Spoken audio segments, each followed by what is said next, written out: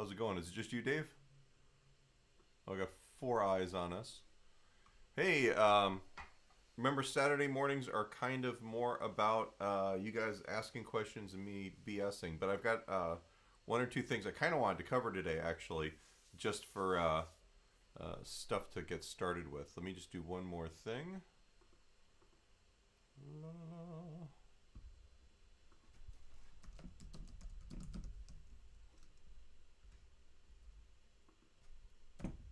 Just remind people that we're up and running. Hey, Bruce.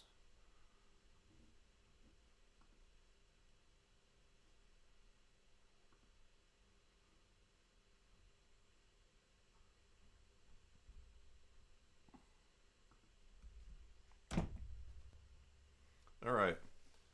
So, hey, so the first thing, actually, well, maybe it's kind of two things here.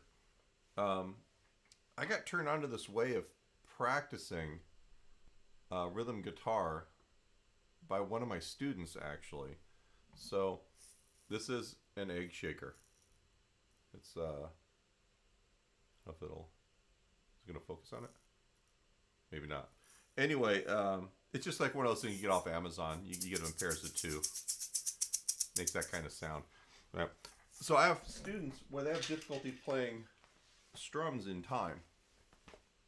Right. And one of the coolest things is that this guy actually learned from his worship leader at church this trick. If you take the shaker, and it helps for it to be the egg. Any other kind of shaker is too weird. And this actually allows you to hold the shaker kind of like you'd hold the pick. Like if I'm holding a pick to play rhythm guitar, it's going to look kind of like that, right? So the shaker has, you know, sand or whatever it is on the inside of it, right? And if you can play like along with a groove, so let me,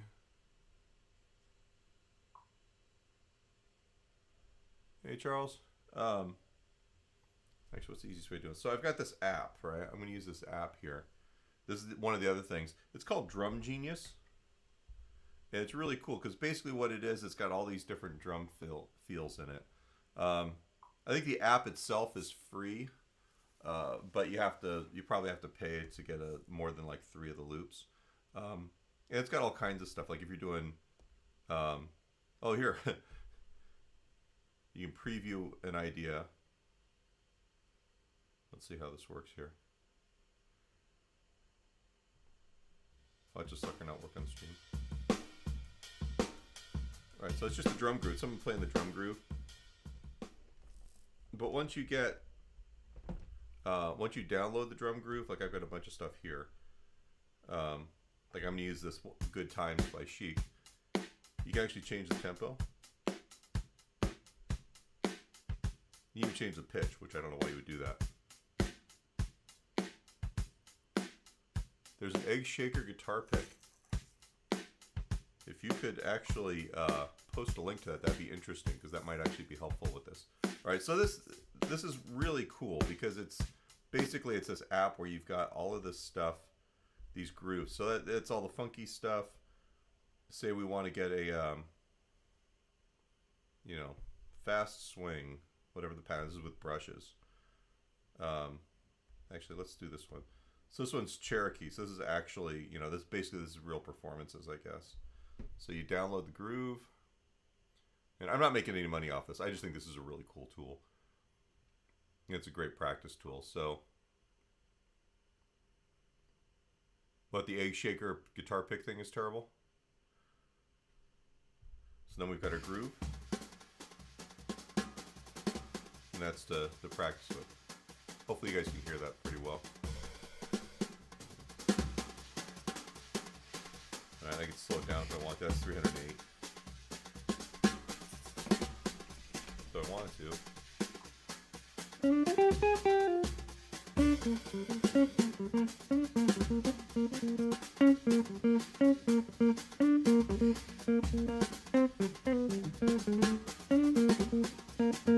Woo, that's fast for me.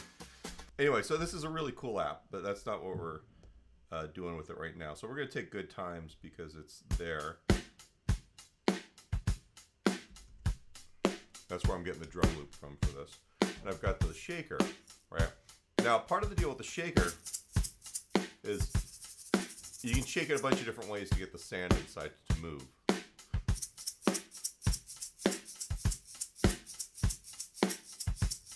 But if you get it where you're actually playing 16th notes, which I'm sitting here talking and I'm doing this very well.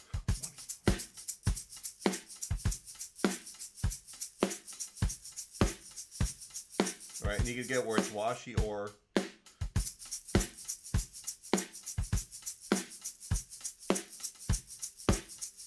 a little sharper. You're basically training yourself to feel those 16th notes. So that way when you actually start playing the groove with this, you're in time with better.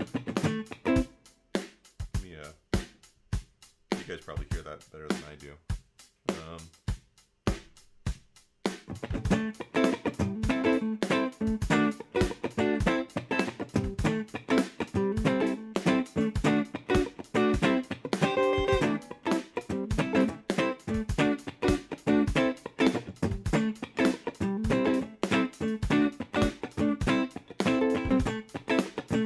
So like all the mechanics get kind of trained up, and then when you actually do it with the pick, it's a lot easier to kind of keep that part consistent. So I don't know. Apropos of nothing, I was just sitting here cleaning off my desk. And I'm like, oh, that shaker. That's actually a really cool thing, and I think it's one of those things that if you work with it semi regularly, you can actually really improve the sound of your rhythm guitar playing. I really do. All right, so what do we have here in the Le Chat box here? Making breakfast and watching. Pancakes, coffee. Morning, everyone. Anybody have any questions about last week's lesson? The Thursday or Wednesday live stream got kind of hijacked, and it was really fun. And it was twice as long as it was supposed to be. I just kind of took advantage of having Tom on and let him kind of run. He's like the Energizer Bunny. It was really awesome. But I didn't really talk about anything that... All right, you're getting immortalized on that one. I didn't really talk or give anybody the opportunity to ask any questions about the week's lesson, which is what we're supposed to be doing on Wednesday. So if you have those questions, go ahead and shoot. The thing, maybe a couple things to think about or consider with what we were doing this week. Is someone asked me during the week, how do you, when you practice this stuff, how do you actually get it internalized, or how do you make it useful to yourself? And you do it the way you would do or should do anything else, which is you need to incorporate it into music. One of the things that I've been doing, like with the Triad exercises, did I talk about this with the Beatles songs last week? Do you guys remember? I'm doing so much stuff right now, I can't remember what I'm talking about from week to week. But, like for instance,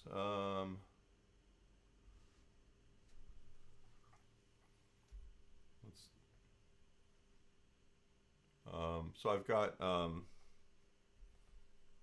Darling by the Beatles.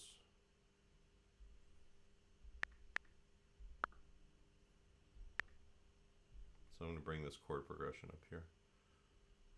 Oh, you're kidding me.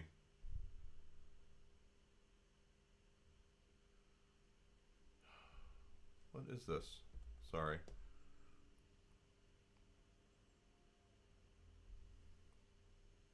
Oh, there it is. All right. So if I bring this guy,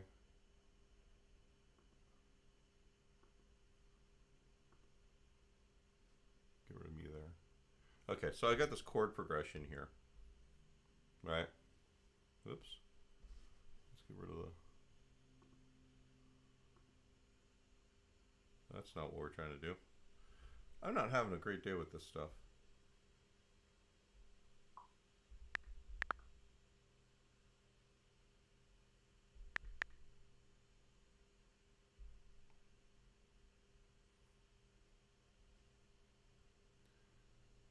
Let's get rid of this just for a second.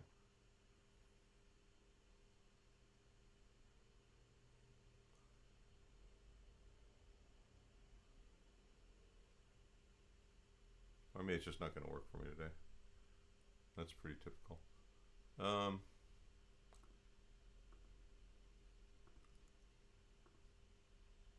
get rid of that guy for a second. All right. So the idea is we have um, chords in a chord progression that you can play any way. You don't have to play particular voicings. All right. So what I was attempting to do. Oh, actually, there may be a better way of doing this.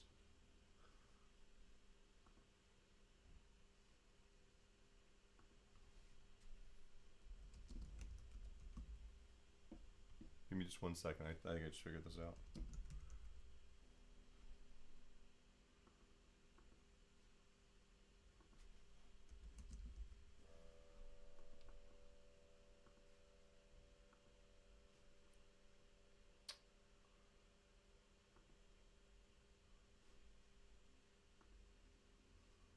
There we go.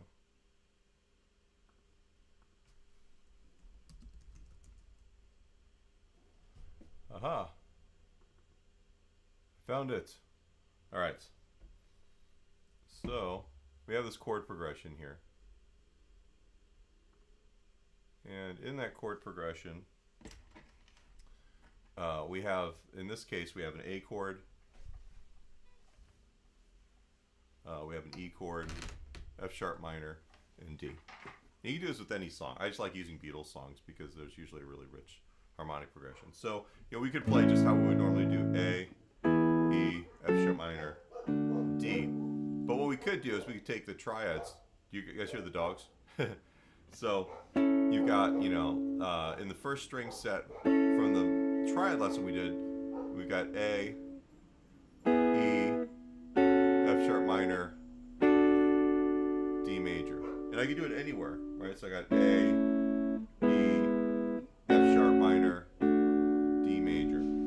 Right? Any place, A, E, F sharp minor, D major. Any place that you know chords, you should be able to play a song. Hey, it's garbage day too today. This is awesome. Hopefully you guys aren't hearing that.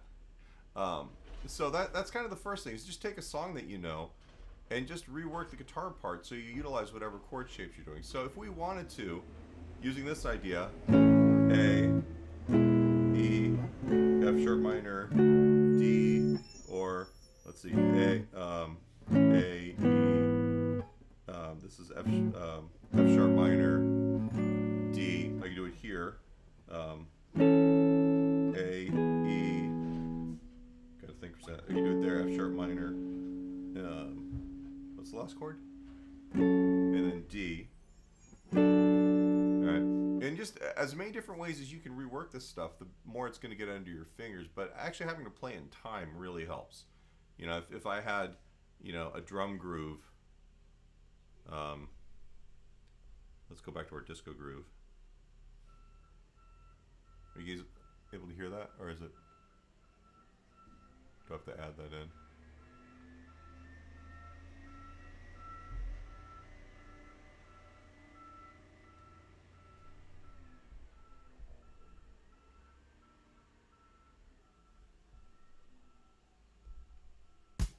There we go.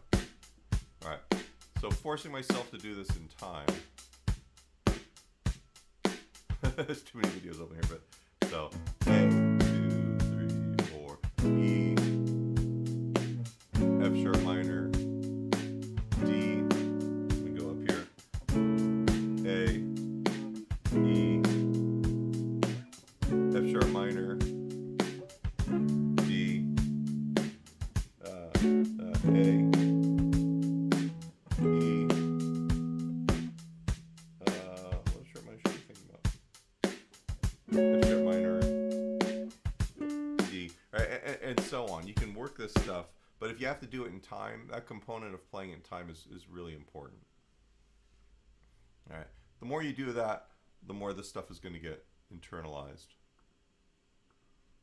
I'm losing my mind. Oh, I am there. Let's get rid of the Mr. Overlay here. Okay. Does that answer that question? Or, because I think you're the same person that asked me that question. Sounds like Eric Johnson is mixing these triads with minor pentatonics to create his solos. Yeah, it's true. I mean, you can use these in any way. All right, but part of the sound I think is that he's got the pentatonic vibe, right? He's also got where he's implying harmony by using these triad shapes, all right? And you could use it with any scale really. But I think that's a big part of it, or like major pentatonic, like let's see if I remember it.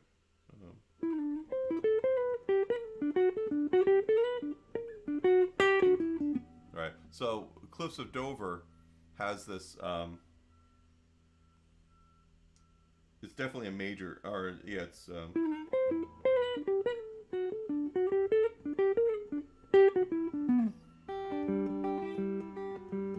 it's G major. It took me a second to think about it. Right. That part that really got me into this idea in the first place. That's all in G major, and he's playing mostly scales. But like he'll play. Part of his sound is that, and this is overly documented on the internet. He does where he'll do the pentatonic scales in groups of 5, right? So where he'll play any pentatonic scale, major or minor, he'll go 1, 2, 3, 4, 5, 1, 2, 3, 4, 5, right? And that's part of that cascading thing, because if you do it just in the 3s or the 4s, you know, 1 triplet, 2 triplet, 3 triplet, 4 triplet, or even as right, that's really predictable. The same thing with 1 E and a 2 E and. But if you do it in subdivisions of 5s, 1, 2, 3, you know, 1, 2, 3, 4, 5, 1, 2, 3, 4, 5.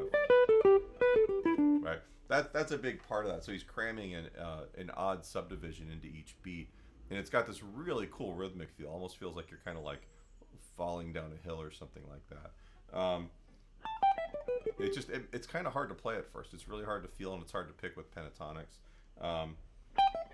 But superimposing those 5s is a big part of that sound, as well as what you're talking about, which is using these scales to create lines. Does that make sense? Hopefully that makes sense. All right. The 5s thing, it's weird because I kind of like, I don't even know when I'm playing it anymore.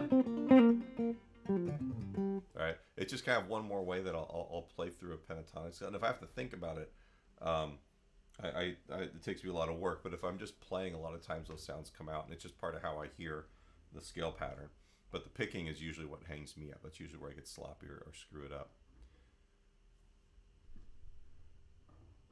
Hey, Mark. All right. So, yeah, the Eric Johnson thing is, I don't necessarily want to sound like him, but he does a lot of things that are different enough from other players that I listen to that it's good to kind of pull apart his process and try and figure out what it is that he's trying to do, or that he does. Not for the sake of just sounding like him or mimicking it, but to kind of take his process and utilize it. Like, what is he doing? Like, he's, you know, like the groups of 5 thing, right? In the case of that, you know, he's playing something we're familiar with, which is that pentatonic scale. And instead of doing it the way we would always think about it, or typically before him, do it where it's always in these even subdivisions of 2s and 3s. In the case of what he's doing there, doing it in 5s, and you can even do 7s or whatever. That actually gives it a different feel, you know. So what can you do to kind of disrupt the normal? I hate using the word paradigm, but maybe that's the right word for this. You know, that's, to me, that's a big part of you know, getting your sound happening, is figuring out what is interesting to you, how you're going to do it, but how to keep things interesting by examining what other people do, I guess, you know, and figuring out what it is. Not the precise idea or lick that you can just copy. You know, like, you know, everyone hated the fact that, like, you know, in the 80s, Van Halen went, all right, which was awesome when he did it. But as soon as everybody and their brother went, oh, that's easy, I can do that, all right, it kind of quit being cool, and it especially wasn't cool for those players. But, you know, when you got players, you know, that were able to put their own spin on these things, suddenly, you know, it became interesting again.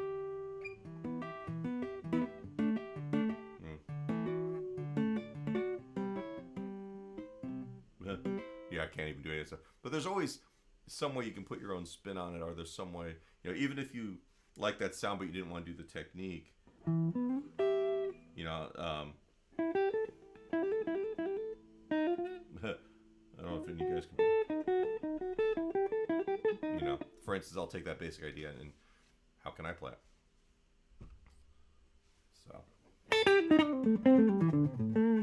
the lesson for tomorrow, I'm going to try and get it shot today. I've got the video, and I actually played that at the beginning of this.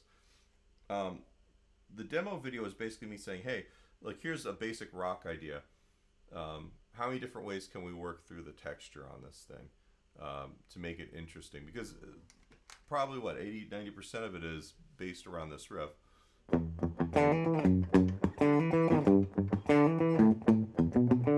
Alright, so actually let me bring that video back. And we'll kind of go through it bit by bit.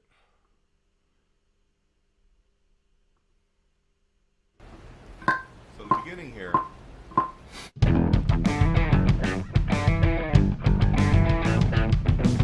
alright, so that right there is just the Telecaster by itself. So that's the sound of a single guitar in the track. It's not a bad sound, but it's not particularly big.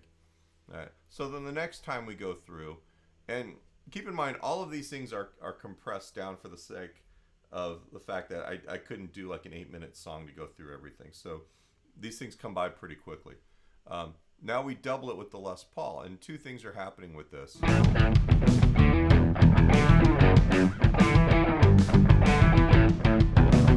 Okay, so if you double something, there's a difference between taking a track and copying it and pasting it and splitting it left and right versus playing the exact same thing, even on the same instrument, and panning it left and right. Because when you have two tracks of you playing it, but they're individual performances, it sounds bigger, all right? Because there's a little bit of difference no matter how tight you make it. One of the things that I like doing if I'm dealing with a two-guitar situation is playing with the idea that all of these guitars occupy different parts of the sonic spectrum. The Telecaster has one sound, you know, because of its pickups and its wood and everything else, and the Les Paul is going to sound different. It's got humbuckers, it's, you know, whatever, however you like to look at the differences between Les Pauls and Telecasters.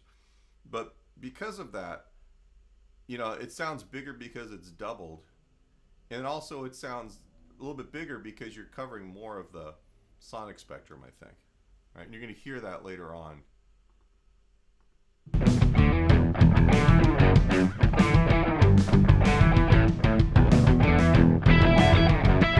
Okay, so here's the actual second guitar part deal, and it's just in octaves. I wonder if can I. So the octave part, kind of like a funky thing, but the important deal is that it's not the same rhythm as everything else, and it's not all of the subdivisions in here, right? So we're dealing with a 16th note subdivision with this feel. Kind of goes back to our thing with the shaker, right? You want to make sure that whatever you're playing happens accurately in two dimensions, right? You want to make sure that when you're playing time, 1E and a 2E and a 3E and a 4E and that's even in time. But almost, you know, in the vertical, like on beat 1, you know, maybe there's the bass drum, maybe there's a cymbal, maybe there's a bass part, maybe there's a guitar part. And then on the second 16th note, that next slice of the beat, right, maybe it's just a guitar part. And then on the third slice, the and of 1, maybe it's the hi-hat and the bass and the, right? And in the vertical, you know, if you think about this as a grid, if it's perfectly gridded out, you know, this is, you know, it's kind of sterile. All right, and so you can program stuff all day long, and programming music has gotten better. You know, like I use a lot of, like, this is actually a MIDI drum loop that I'm playing with, and you know, a lot of them are made by somebody actually playing the grooves in on a drum set and capturing it with triggers. So there's a little bit more of a natural feel than like in the 80s and 90s when we used drum machines and it was like right. But there's what makes it feel organic is the fact that like there's little give and take like within the time. All right, so as a rhythm section player in a live setting, as well as being a recording guitarist, you have to keep track of that vertical part. You have to make sure that whatever you're playing in the vertical lines up. And not that it has to be this big sterile grid, but if the drummer is playing this feel, right, your guitar part should reflect. Right. So I tell my students, if there's a hi-hat going, or whatever the drummer is playing dictates your guitar part in one way or another. But you have to actually make sure that what you're playing makes sense with however the drum track is inferring that. So, the kick and snare pattern will give you an idea of what you should be doing. The hi-hat or whatever they're playing the subdivision on, hi-hat, ride cymbal, maybe it's they're riding on the floor tom, maybe it's a shaker, who knows. Whatever that is, whatever that smallest subdivision of the time is that's going on in the track, you have to be aware of that, and you have to make sure that you're actually playing that with the same inflection that they are. So that's kind of happening in the vertical. All right. Now your guitar part, we don't want to clutter everything up. So this is a fairly busy guitar part because it's almost all the 16th notes in a measure. All right. It's fairly dense. All right. So you have to make sure that you're lining up with the drums, hoping that that guitar part is lining up with the drums. And then your second guitar part really shouldn't be the same thing as the first guitar part rhythmically. And also, you don't want it to be in the same octave, really. It helps not use the same sound. And if you notice, I'm using different guitars all the way through this because that's part of the texture that I'm thinking of when I'm laying down guitars. My buddy Scott and I, the guy that I've done all my albums with, and he's a high school friend, he's a good friend of mine. We have this verbal shorthand when it comes to sounds. And one of those things is, we call it Judas Priesting, where you basically have two guitars going, basically doing the same thing all the way through. And that's a sound. It worked for Judas Priest, right? It'll work in any track, right? But then in the case of this is kind of a funky rhythm part, right? So the first element is we're out of the way of the first guitar part because we're in a different octave. Right. The first guitar part also, let me do this here. So the first guitar part has this kind of intensity on the pick.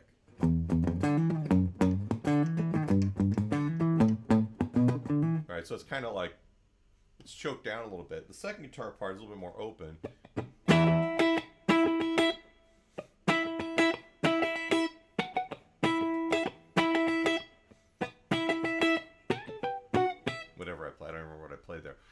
That's also going to kind of help it stand out too. All right, is the fact that I'm not trying to do the same exact. I mean, you could do that, but then almost what's the point? All right. So that's those two guitar parts. And rhythmically, if one guitar part is basically playing in the same rhythmic space as the bass part, and you'll see this in blues, if we're playing a box shuffle or any kind of single note box pattern.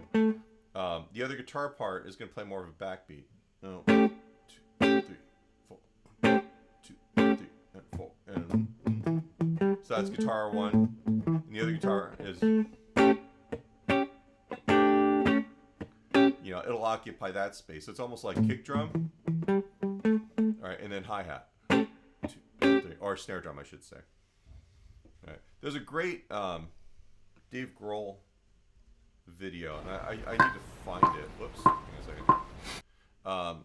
And he talks about orchestrating guitars on a recording the way he thinks of the drum set, because he was a drummer first, And in Foo Fighters, you've got 3 guitars, right? And he'll take, you'll probably hear one guitar player going. Let's get a crunchy sound going here.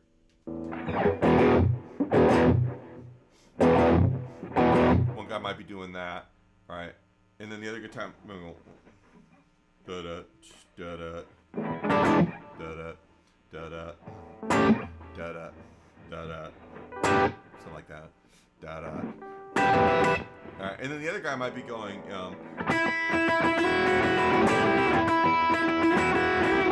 whatever they're working out, right? So he's got the kick drum. 4 E and 1 E and 2 E and 3 E and the other guy's going 1 E and 2 E and 1 E and 2 E and then the last guy's going, or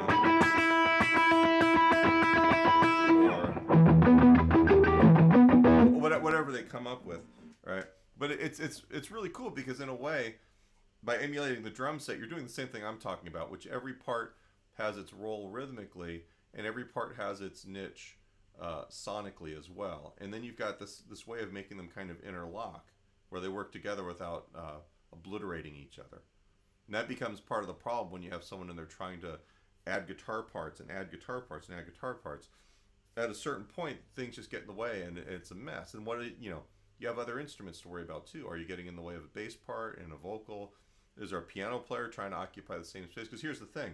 All right, so you've got the drum set. You got bass guitar in 1 octave. I'm sorry, Tom. Is this not? I've got Tom making this comment here. Basically everybody, you only have a certain amount of sonic space, right, in a mix or in a band, and everybody kind of has to have their own part of it, right? So if I'm playing in a trio, my guitar parts can be bigger, right, because I have to occupy all the space. All right. If I'm playing in a 2-guitar band, I have to stay out of the way of the other guitar player. And then if there's a keyboard player, right, because guitars and keyboards occupy the same, we're playing chords, we're kind of in the same register.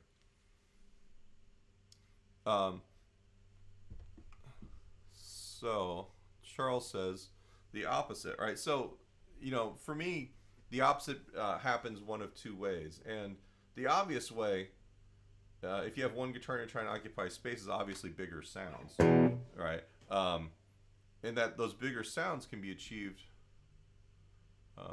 Let's get rid of this for a minute. A couple ways. Whoops. Hang on a second.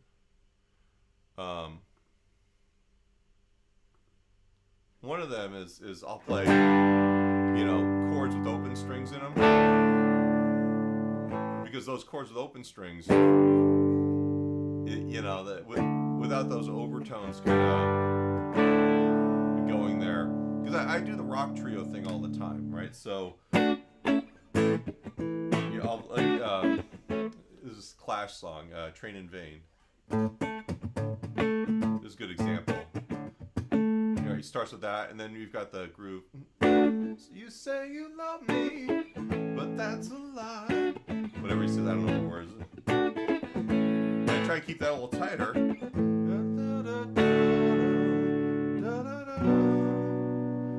Right? We want those to ring, right? We want them to be kind of thick, right? And typically, I've got the amp up, and I've either got like a little bit of boost going on. So I've got this clean sound that's a little bit more sustaining because it's getting a little bit of natural amp compression. But you see how that goes? That's one reason why I love this guitar too. It's not really thick, but there's no compressor going on with that right now. That's literally just the amp, and then I've got my spark boost pushing the amp a little bit, right? And all those overtones fill some of the space that we need for a cleaner sound. Those chords will work better than if I go. Right, and that's kind of the AC/DC thing too, right? You think about it. Those aren't super distorted sounds with AC/DC, right? You're not really. There's too much going on there, but with the slightly overdriven sound. That's going to occupy some of that sonic space. All right, so that's one way to thicken it up. All right. There's also, say you're playing a C power chord. Add the 5th in the bottom. All right, that occupies a lot of space. Getting your regular stuff to imply space by playing smaller things before them is also big. Like if I do, so we play Jackson 5. I love using this example, right? And the original recording's got a million instruments on it. It's Motown. right? That's the bass part, right? And you got the guitar part goes. That's one guitar part, and you got,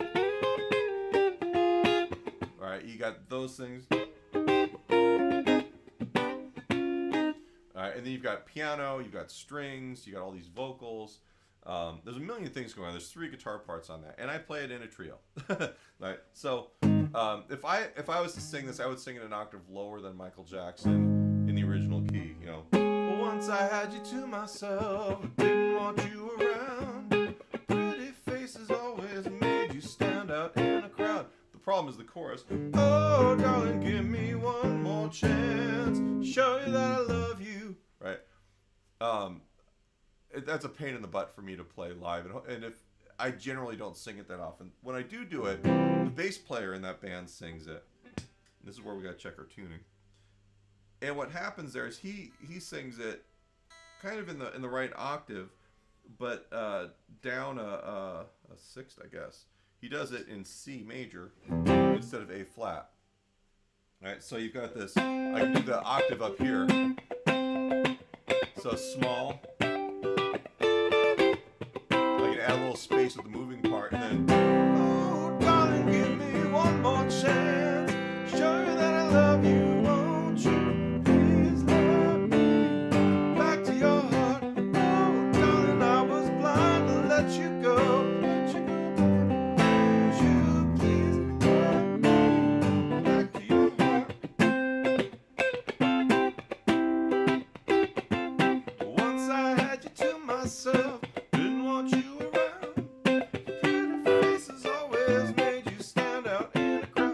So you get this thing where you're occupying space differently. Oops, I'm doing this wrong every time. Whoops, get rid of that guy. We need that guy. Let's get rid of that guy. And in that, using negative space helps, so that when because the reality is how much dynamic range does this thing really have, ever? Right? You know, if you think about it, compared to other instruments or a voice, right, the range is a little narrow because of the compression that happens with an amplifier. The loudest you can be is the loudest the amp can be, but if you got the amp the loudest it can be, then how quiet can it really be? All right, you can never get that quiet, right? So you have to fake it. You know, like if I'm inferring that I'm playing like a quiet part. I'm playing it like that. Right? That's really not that much louder, but it sounds louder because of the way I'm playing it or the way that I'm hitting it. Right? So you've got a couple different things that you can utilize here. One of them is the use of negative or positive space with your parts. One of them is voicing them, even down to the open chord versus fretted chord. Right, and in that Jackson 5 song, because we're in C, I was able to I'm playing the bass line, all right, and then I'm adding the open drone strings in there. So there's a lot of stuff going on in there, and it's all connected.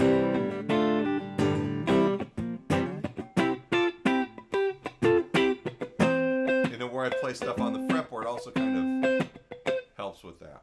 Right, so that's a part of making it work in a trio. Obviously, having a lot of sounds available. It's funny because if you look at my pedal board, I've got my clean sound, and then I've got my first overdrive, which is the Emerson M drive. Right, and it's really right. It's basically so that I can infer that I've got the amp turned up. Right, it's not crunchy at all, really. I actually really hit it hard,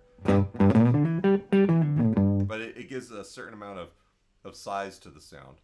Right, and then when I get the origin revival drive, I've got one kind of crunch that I'll roll the volume back.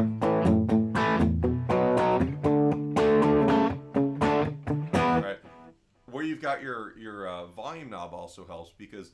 Like I took the treble bleed out of this guitar and I really like it a lot better now. And part of that is because of the way it interacts with the amp. versus. All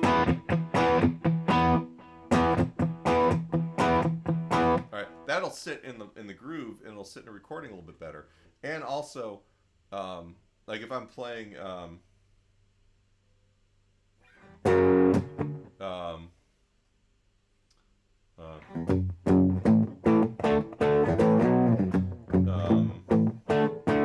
sometimes I feel I've got to get away. I've got to. Right.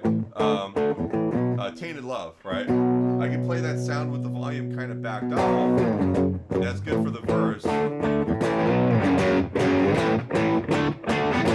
then bringing it up just a little bit, suddenly now it steps it up and it's fuller. And hey, we've got something more interesting going on. I'm inferring that things are bigger and louder. Right? Where the drummer's hi-hat is, if the drummer's hi-hat is tight, then I'm going to play tight. Right? I'm also probably going to roll it back a little bit. Once the drummer's hi-hat starts opening up, my feel is also going to open up. So there's that kind of thing too, right? And then I've got, on the same pedal, right? That's a different sound,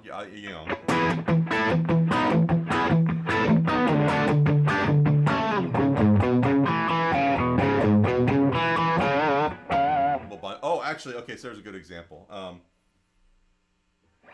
Because I play all the cheesy stuff.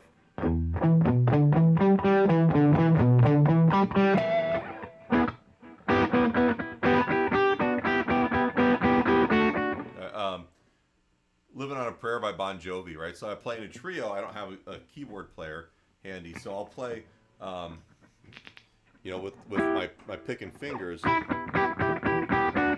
In the chords, I guess it's E minor and C. So you got a bass part. Right?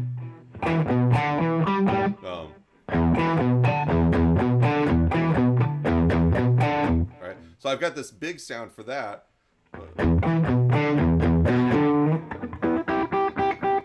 I'll bring it back. Let me get rid of this guy real quick.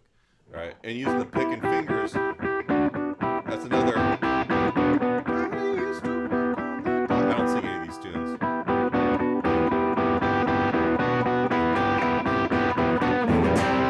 So I'll go from keyboard to guitar.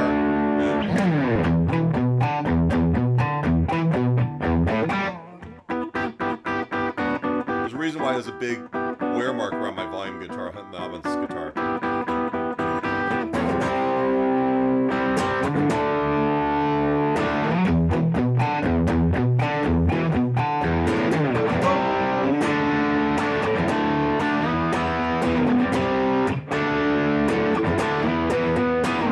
So you've got all of that dynamic happening with a sound that really doesn't allow for dynamics, right? And I'm picking it different ways.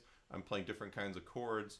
I'm even controlling the how hard I'm putting the sound into the input of the amplifier to kind of bigging up or smalling down the size. I just made up a word, smalling down.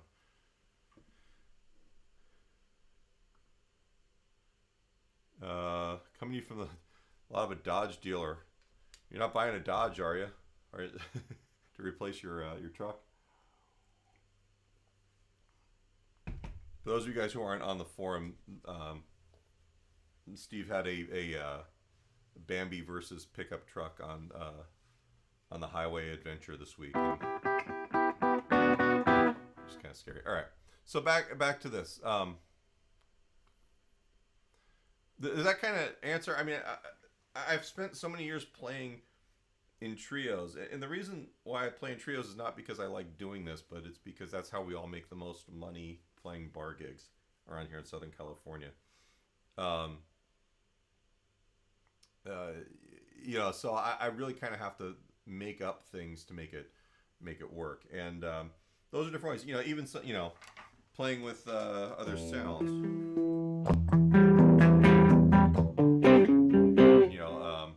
Using that kind of thing, having a lot of delay helps live sometimes, depending on what you're doing.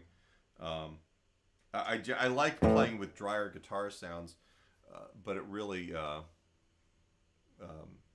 it doesn't work so well when you've got just one guitar and a rhythm section. So yeah, Bambi didn't survive. So anyway, so that's part of the arranging for live thing is that you kind of just have to be creative and you have to look at like what the dynamics of a song really need, because it's about arrangement at that point. And just like an arranger arranges for like a big band or an orchestra, as a single guitar player, you kind of have to think about how you're arranging your parts, so that this is actually intelligible to the listener. All right. In the bar setting, for me, it's hard because you're in a situation where people are doing their own thing.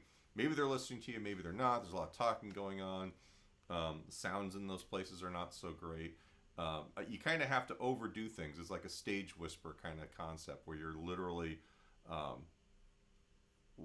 overdoing it so that people can kind of tell what's going on. All right, so that's kind of the live application of this. Anybody have any questions about that stuff? I'm pretty sure nobody wants me to play any more Bon Jovi. So, anybody get a chance to watch my pedal board video this week, or from yesterday? So I've got right now. You're hearing my pedal board through my amp, and then through the microphone I'm using for my voice. The pedal board demo video is literally just the Strymon Iridium Direct. So I'm kind of curious if anybody has any input on sounds. The video, and I'll even post a link. It's called My Pedal Board Rebuild. And I do this about once a year. I'll put it in the comments here. Are you guys able to click on that and go to the video?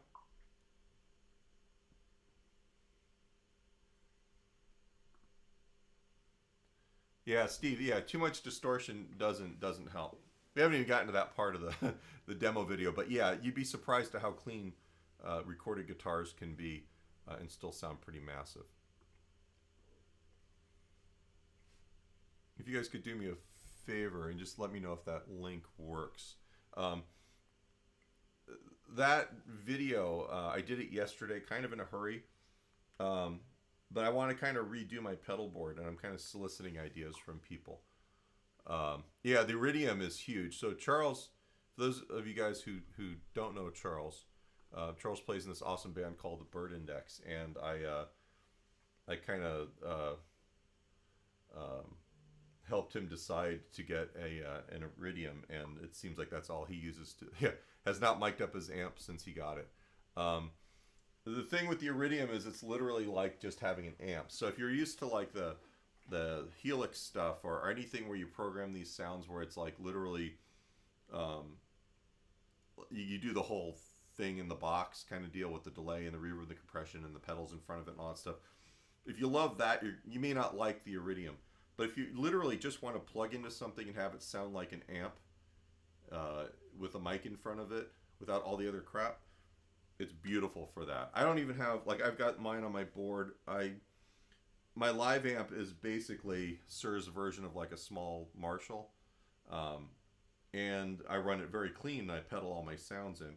So I've got the Iridium set up on the live version of that. You guys aren't hearing the Iridium through this, are you? God, I hope not.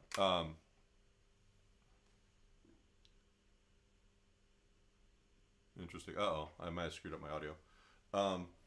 So basically I have this clean sound on the Iridium as my favorite sound, and you can hit a button and record a sound. And I've just kind of forgotten about it, right? So, and that's what I use for all the videos. That's how I recorded all of the guitars for the demo video for tomorrow's lesson. And I've just kind of, like, I don't really worry about the other sounds, and I feel kind of bad because I'm using like 30% of the pedal.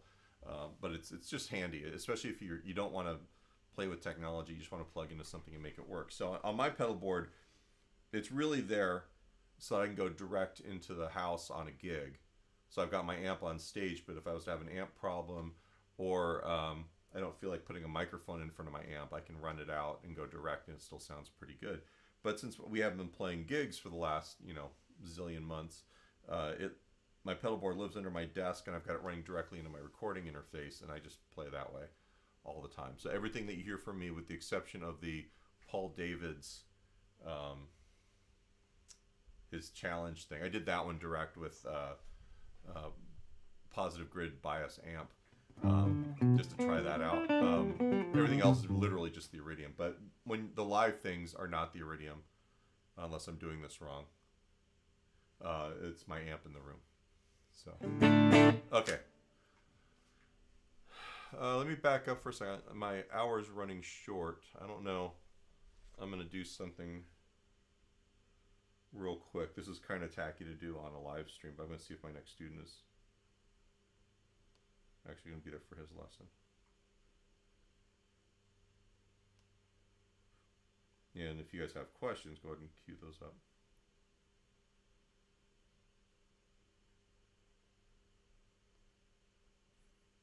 We'll see if I get a text.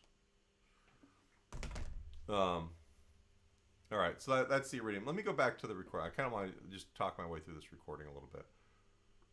We'll start at the top here again. So one guitar, one set of stereo spectrum, guitar, so I've got a piece left, right, and in the middle we got the octave line.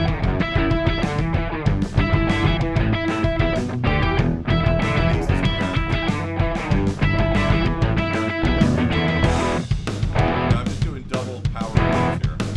Judas Priest.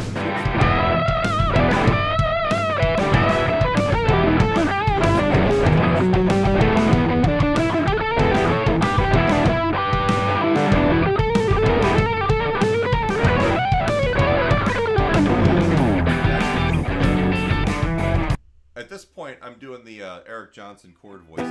E minor, and then an inverted D, G major. Oh.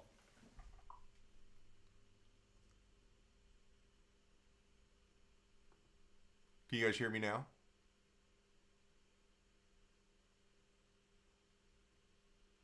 Hopefully you guys can hear me now.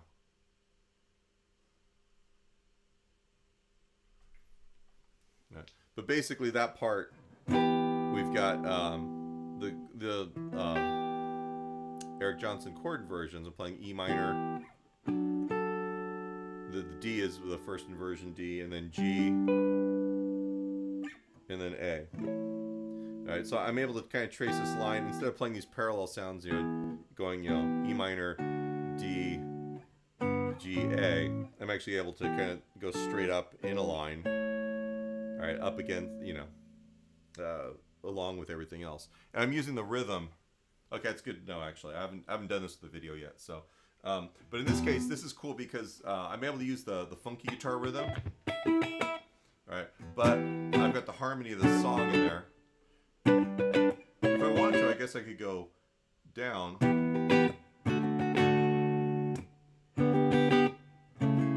All right, that's another way. Hey, Mike. So I'm going E minor, D major, there's the G major, and then the A major there, right? Gives you a totally different thing. Still getting all the harmony in there, it's just going a different direction. And that's part of the joy of this, is that you can start making these things go kind of any direction that you want to, or in a way that you want to. All right. So that's that part. Let me bring the recording back here.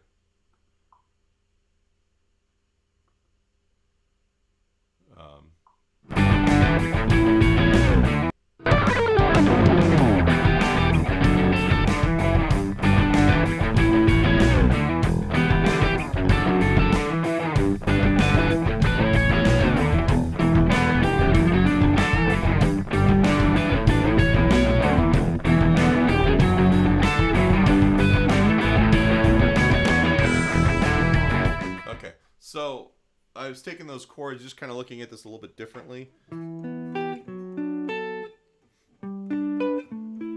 Right, basically playing it rhythmically differently, and because I'm not going like this, it's got a little bit of a different push or space it occupies. I like, if I have to do something multiple times like this, I like to try and alter it. So 1 and 2 and 3 and this actually.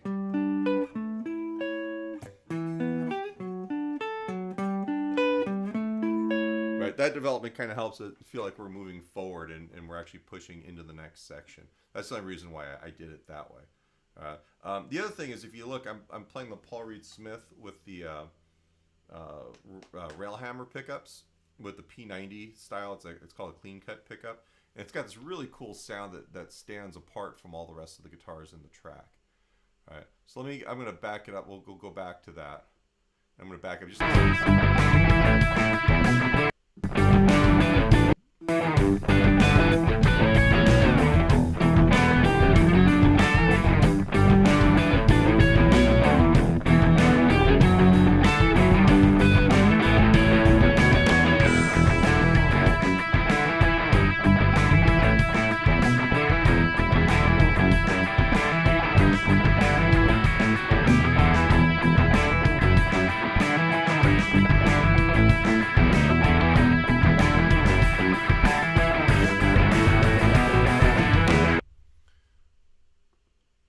So that part, I love playing drone ideas in E. If I'm in the key of E, so I've got the E string ringing, and I'm playing just the E against it and sliding into it. That's kind of Dave Grohl's hi-hat guitar. All right, and then moving up that E minor scale on the B string against that. So it's kind of not quite like a sitar. It's not really the same thing, but it gets that kind of like that vibe. Actually sounds like Rolling Stones, Painted Black a little bit. All right, so I've got that going on. You can't tell, but I actually switched to, I had to cut the video before you could see me switch to the bridge pickup. So I went from one sound, which worked there, to the bridge, which is a little bit brighter, and it kind of worked better for this, right? So that, basically pushing all the 16th notes in that way, it adds a little bit of tension. It makes it more interesting to me, I think. Hopefully it makes it more interesting to you, but it's a way of dressing up another section so that it builds up the interest. And then we get into the end of this, the big chorus. Up here.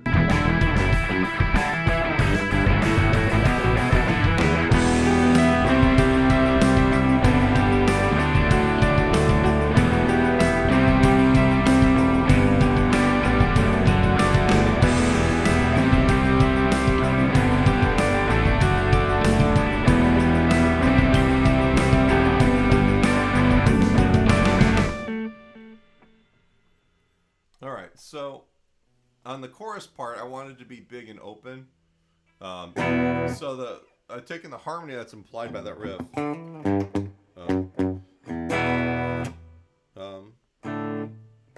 Actually, no, it's a different chord progression. I'm using. So it's E minor, C, G, D. And the second time, E minor, C, G. The G over F sharp, so it leads back down. Right. And with the two guitars, with their different, frequency response, I guess to call it, split like that, it's pretty big. It's not a super overdriven sound, which is kind of nice. But they fill in the holes in each other's sound, so it's pretty big sounding. It's pretty good sound. And then the other guitar, and I'm able to do things like that with that sound, and because if I was using, that'd be too much. But if I'm here, actually might have even been this one.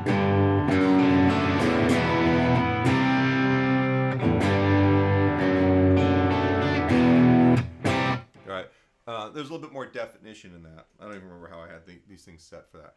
The last guitar part. Is it's a delay part. This is a good question. Let me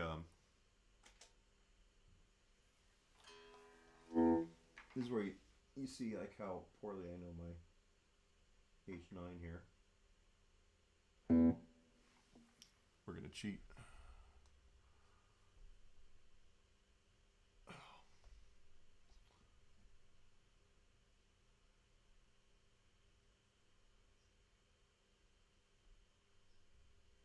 So I found this algorithm on the H9, and it was part of what made me interested in doing this part was this tape delay sound.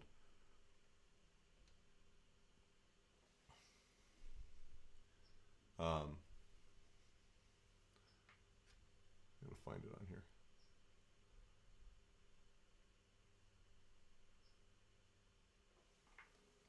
All right, so I'm doing everything on my. This is my gig iPad, just so you guys can kind of see. This is the easiest way for me to control the thing. So I've got this, getting my analog sound here. So it's actually a tape delay sound. And I probably had.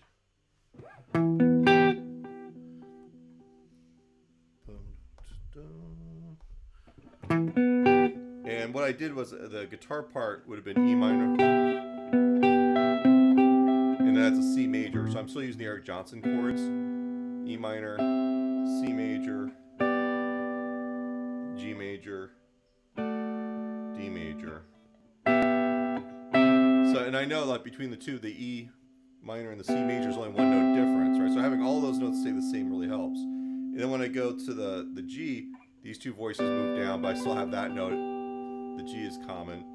And then I've got the G on the top, which stays the same for the D major. And that's just using those Eric Johnson chord voicings.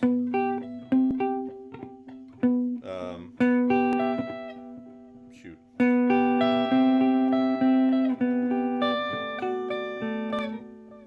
I had this set up. I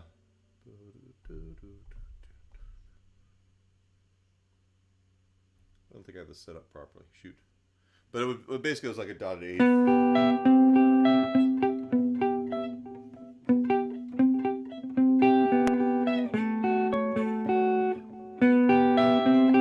Right. And the delay repeats actually fill up some of the space too, without me playing too many notes. And it's really like, I don't know if you can hear it over the stream,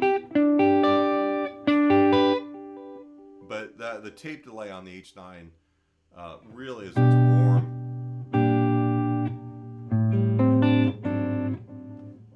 And it really helped me with filling that space. So I had the big guitars overdriven but not super distorted left and right, Telecaster, Les Paul, and then I was playing this guitar just with the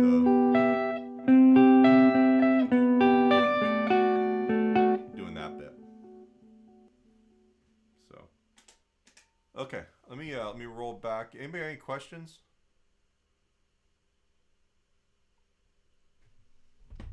Let me take a second for you guys to answer here. This is actually also my monitor for doing these things. Let me put them back up. So I noticed Charles said you should stream on Twitch. Twitch has come up a bunch because I talked to other streaming guys and I've been looking at it, and I don't necessarily think I'm not playing video games or Twitch is like one of those things you have to have like specific content, I think, for people to be interested. I'm a little nervous about doing the Twitch thing. So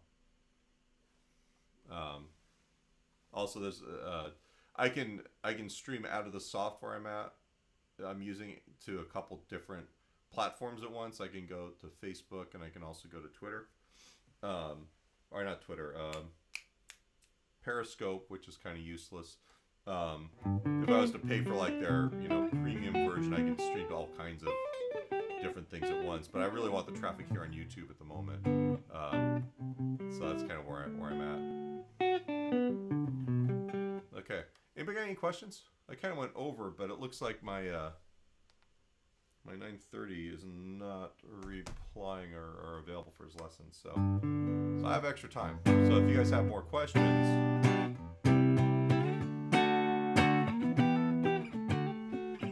what do you guys think of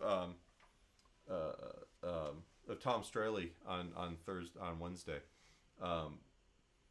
I really loved all the cheap guitars with all the different tunings and how he uses those things to come up with parts that, because you kind of get trapped into the the whole idea of like guitar is this thing, and you have to play these shapes, and you kind of the way he's doing it's really interesting because then you're dealing with everything more on a pure sound basis, which I really liked. The Aristic from Harmony Central. And is he doing guitar stuff? Like what kind of stuff is he doing?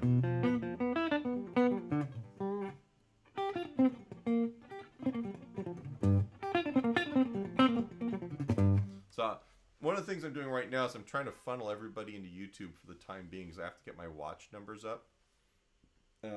Once you hit a certain threshold, not only do they monetize you, so you make money off the advertising and stuff, but also it opens up other features to YouTube that I would like to be able to have access to. So once I've hit that, I'm going to kind of open it up to the other platforms a little bit more, which I think will be beneficial in its own way. But Charles, if you'd send me the info on the Aristic, I'd be interested in seeing what he's doing. We've kind of hit this era where since nobody plays gigs anymore, everybody has a live stream.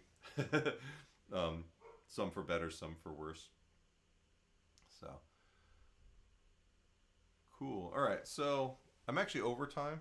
I'm not hearing from my students, so I can actually go more overtime, probably till 10 o'clock if you guys have questions about stuff or want to BS. I kind of like I only have the one guitar out today. The video I posted the link for the pedal board one. Let me talk about that for a second. I'm in this weird place where most of us are, where we're not able to go out and play live shows, and so I basically just use my pedal board for live streaming and recording and stuff, and it just kind of sits under my desk where it's at right now. I kind of want to take the opportunity to tear it apart and put it back together again better. There's things that I want to be able to do. I want to add a pedal or two. I want to route certain things and utilize certain pedals that I have already better. I want to get the ins and outs better, maybe add some buffers and put a splitter for the out, so that, because what I'm doing right now is I've got my timeline delay and I'm going out of the left into the Iridium and out of the right into my amp. And it's running in mono, so it shouldn't really be a big deal. But it's kind of hokey, and then sometimes if I don't have certain delay sounds programmed correctly, it ends up being embarrassing by not having sound going out to where I need it to go at a certain point. So I just need to clean it up. I also have the MIDI cable for the Iridium, or for the for the Iridium, which I've never used, and I'm kind of thinking it'd be kind of cool for like certain sounds to like actually use different amp models. At least for some of the clean sounds, it'd be cool to use the Vox and the Fender a little bit more. And then also you can play around with the impulse responses. And the impulse responses, I've got a collection of the Celestion ones. I don't know if they're any better than what's in here, but it might be kind of fun to see what I can do with it. But one of the things that I definitely want to do is basically cover it in a flat piece of like some kind of material, and then be able to mount all my stuff wherever I want it instead of using the stupid pedal board. All right, so we've got a question here. Okay, so the question, minor triad. So what I should do, I've got a lesson. Let me back up for a second.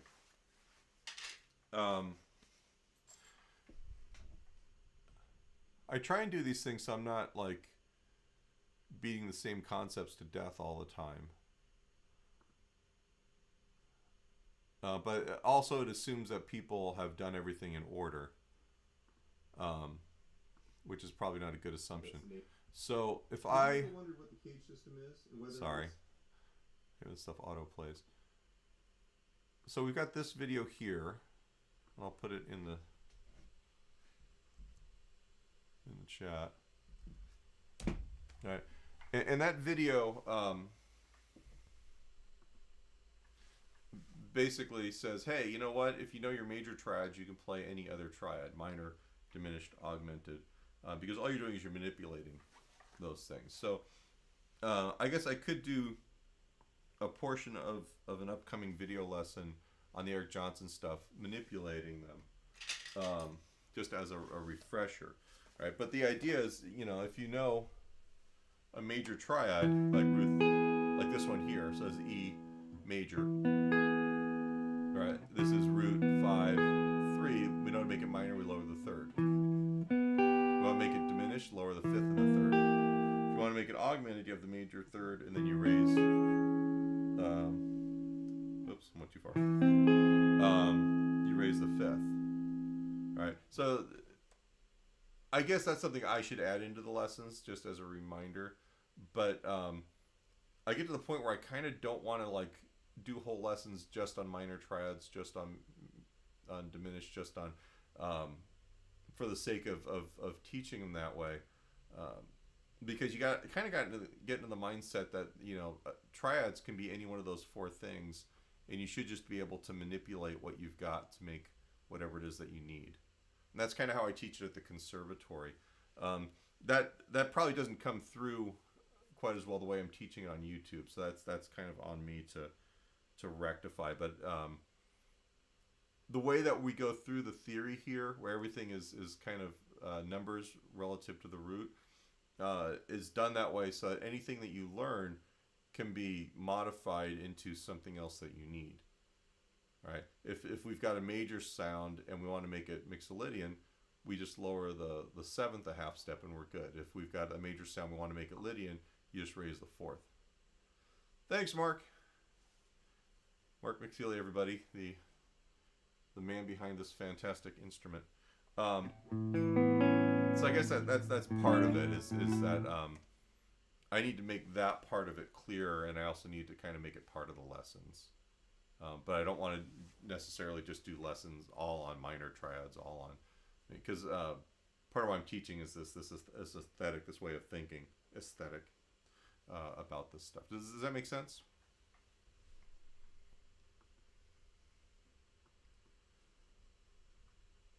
Okay, I forgot, I had something else on my mind I wanted to talk about.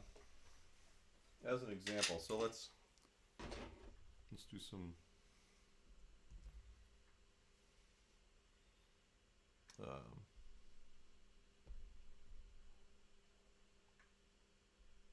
so say I've got this guy here, all right, and I know that I'm playing A major, so I got the root. Actually,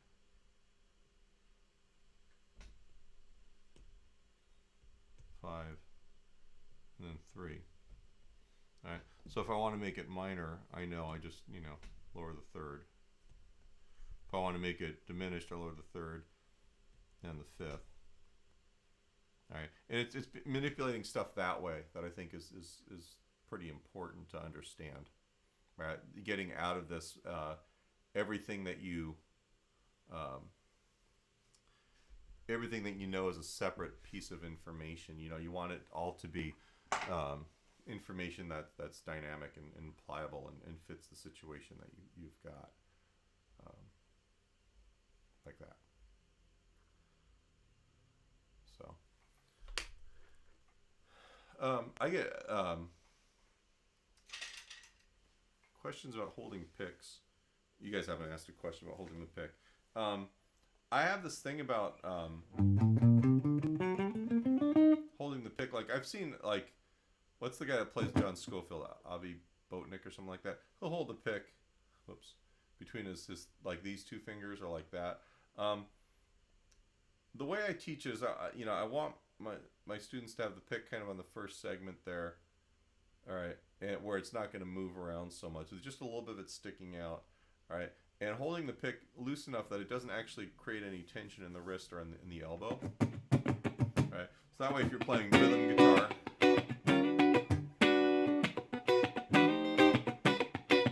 it's nice and loose that way. But then if I'm playing single notes,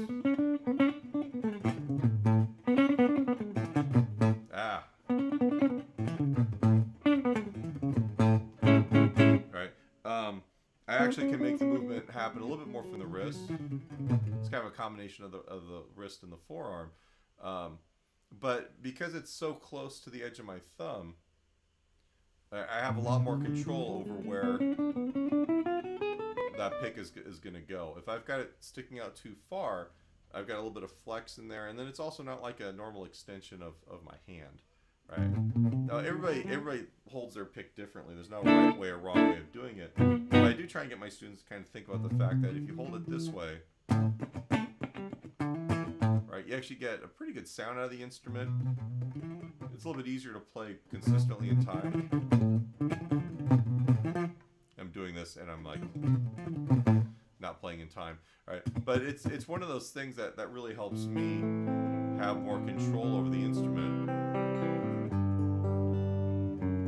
Just holding the pick like that. And there are millions of ways of doing this, but kind of try it, right? You know, you want it so that everything is nice and relaxed and loose. If you feel any tension in the wrist, then it's going to work against you. If you hold the pick, like you hold the pick between your thumb and your middle finger and try and move it. And for me, like I feel all this start to tighten up a little bit, right? So if I got the pick there, everything's nice and relaxed, right? And if I've got the pick too far out, that's one reason why I like these Jazz 3 picks. Not because they're all shreddy, but because I like the fact that I've got just a little bit of the point sticking out and I'm more accurate. Now if I need a mellower sound, I might turn the pick on its side.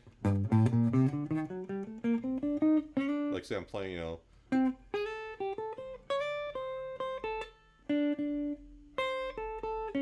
right, that versus, I'll turn it back on its side.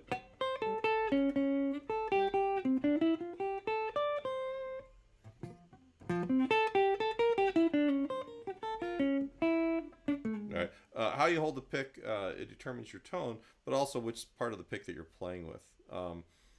There's guys like Tom Bukovac.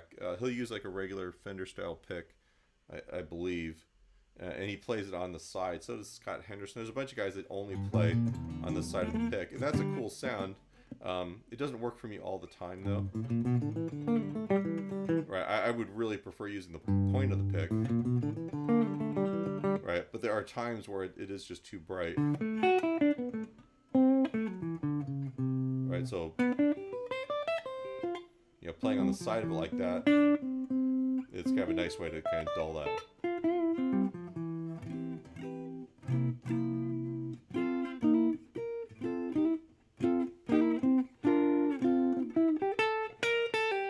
If I turn it around. Alright, that gives me a little bit more. Versus different sounds. There's nothing more right or wrong about either way. It's just how I like to look at it. Oh, I missed a question. Tone Master amps from Fender. I didn't know they made a twin. I thought there was the deluxe reverb that everybody liked. It seems like a cool idea. I typically hate everything Fender does that is modeling or electronic like that. But the stuff I've heard online has actually been pretty good. And as far as like taking a reliable amp that also has a digital out to a gig, that's actually not a bad thing if you're still trying to kind of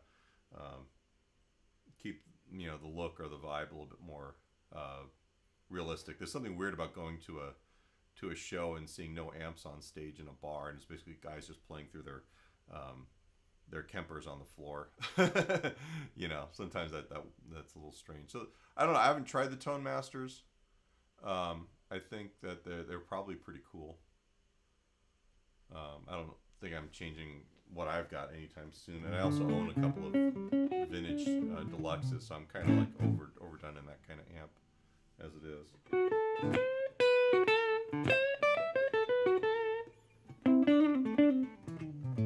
So, all right.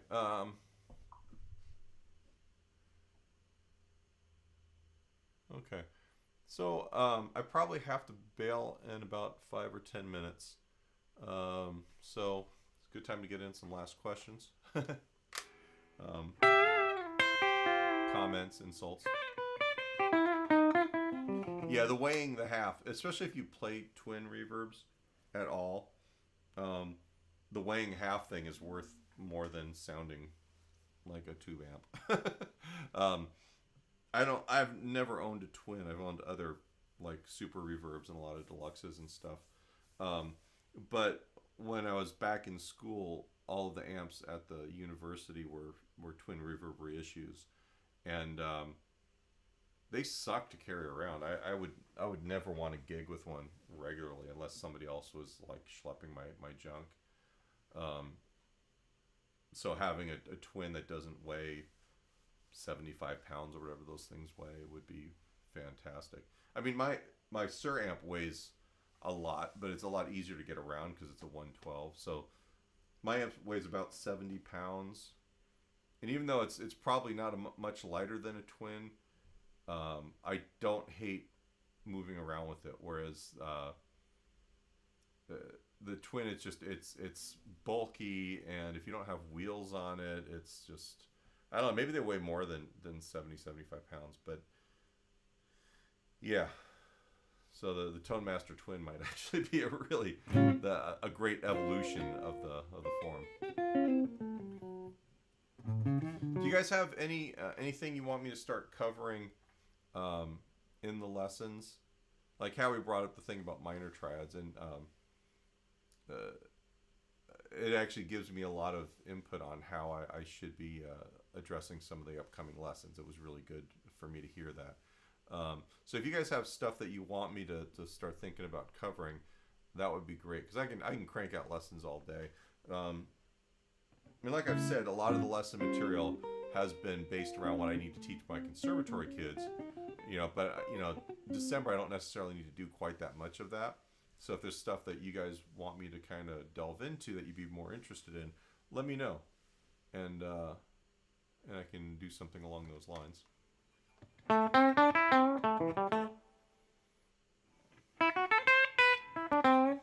So if you want to sound like a West Coast blues guy, you'll play more by the bridge. All right, so you can do the B.B. King thing, where you're playing more, right? Or like the West Coast blues guy thing, playing more by the bridge, playing on the first couple strings more.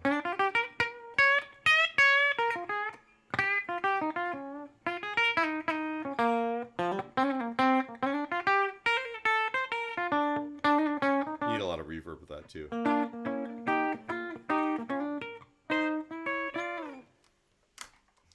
Okay.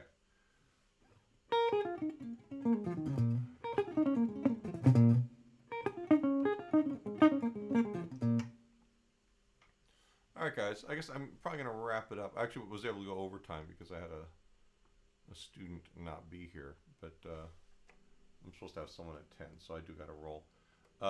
Please, if you have any questions, let me know. If you're not subscribed to the channel, please subscribe. You get notifications. We do these every Saturday morning and every Wednesday evening. Yeah, Wednesday evening.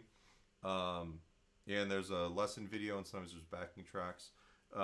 If you liked what we did today, please hit the thumbs up button on here. That kind of helps me with the algorithms. And also in the comments, I mean, you guys have kind of put stuff in the chat box in the regular comments.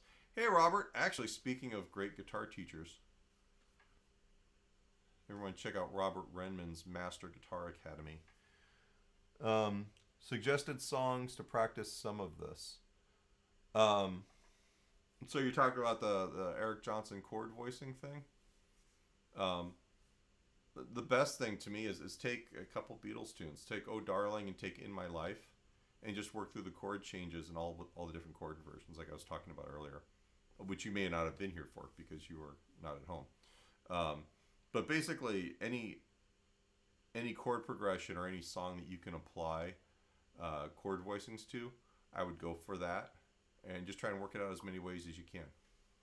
Good to see you, Robert. We don't have NAMM to see each other or jam this year, which is quite the bummer. But it looks like you've got a virtual band, it looks like. What is the name of the band? It looks like you guys aren't an in-person band, but you guys are doing like cool recordings online. This is kind of the vibe I got. If you want to put links to your stuff, go for it. I'll hang out for a minute. Let Robert do his post some links.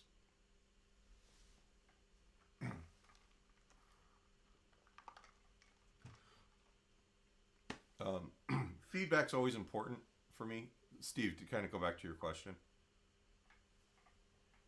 um, if there's a lesson where you need input on how to apply it, always, you know, post it in the comments though, partially so that other people, I can answer it in a way that other people can see. It'll help other people, and it also kind of helps me with the YouTube. The Warp Kings, everybody check out the Warp Kings.